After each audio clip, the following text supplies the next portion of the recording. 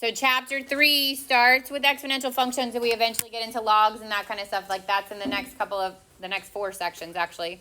But again, that'll be looped on the next test. We're going to go just to exponential functions on this next test, which is Tuesday. So first of all, what is an exponential function? We're going from rational functions to exponential functions.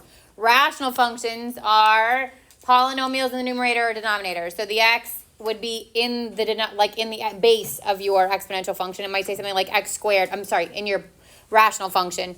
An exponential function takes the variable and puts it in the exponent. So that's the difference when you're looking at them. If I was looking at f of x equals 1 over x plus 3, that's a rational function. If I'm looking at an exponential function, it would be f of x equals, even if it was 1/3 to the x, something like that, but the exponent moves, or the variable moves to the exponent. So that's how we know the difference, okay? But there are asymptotes, like there's a little bit of overlap. So the parts of our exponential function are the base and the exponent. The thing being raised to the power is called the base, and then obviously what it's being raised to is called the exponent. That base can be a whole number. It could be a fraction, okay? It could be a decimal. But that base should be bigger than 0, so a should be bigger than 0, and not 1. Because 1 raised to any power stays 1. That's going to be a constant line. So these things will have either exponential growth or exponential decay, meaning they will be increasing or they will be decreasing. Slide 10 introduces the one-to-one property. This is also an Algebra 2 skill, so hopefully you remember this, okay? But it says that for a being greater than 0, so my base has to be positive and not equal to 1, then a to the x would equal a to the y if and only if x equal y. And all that means is if the bases are the same, then I can set the exponents equal to each other. So if I had something like 2 to the x equals 2 to the 4th, that as long as the bases are the same, I can totally disregard the bases, just grab the exponents, and I would get x equals 4, okay? We're going to do a little bit of work before we get to that point, but that's the idea of the one-to-one property. If I can get the bases to be the same, then I can set the exponents equal to each other. The other thing you want to remember is that anything raised to the power of 0 is 1. So I could have something like 2x to the 3rd, y to the 4th, z to the 5th, and raise it all to the power of 0. And that answer is 1. Doesn't matter what's being raised to the 0 power. The answer is 1. And it's not like you can do a factor tree on these to figure it out. Like there's no other way to know that. Your calculator will tell you that. But if you didn't have your calculator, that's one of those things that's just literally like memorization that you have to know that anything raised to that 0 power is 1.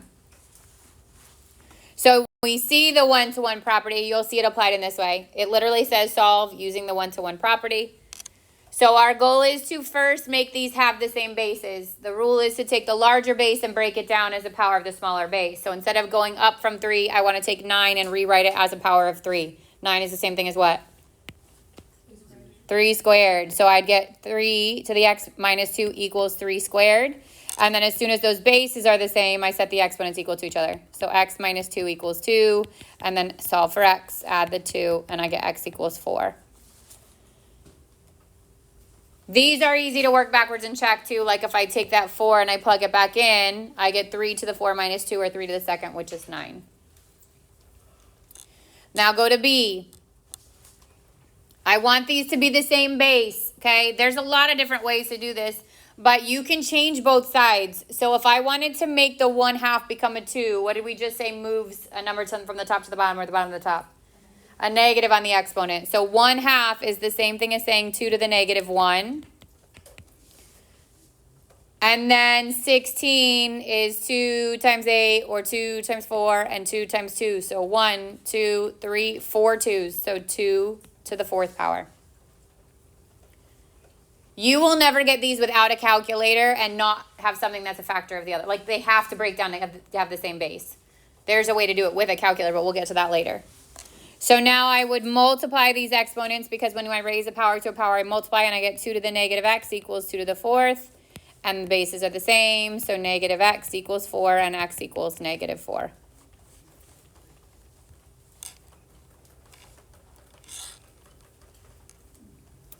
Questions on that one? All right, and then what am I going to do with C? 6 to what power gives you 1? 0. There's no way to break down 6 so that it has a base of 1. That's, again, one of those that you just have to memorize. Questions on any of that? We're going to stop here. Like I said, I just wanted to give us a head start. Okay.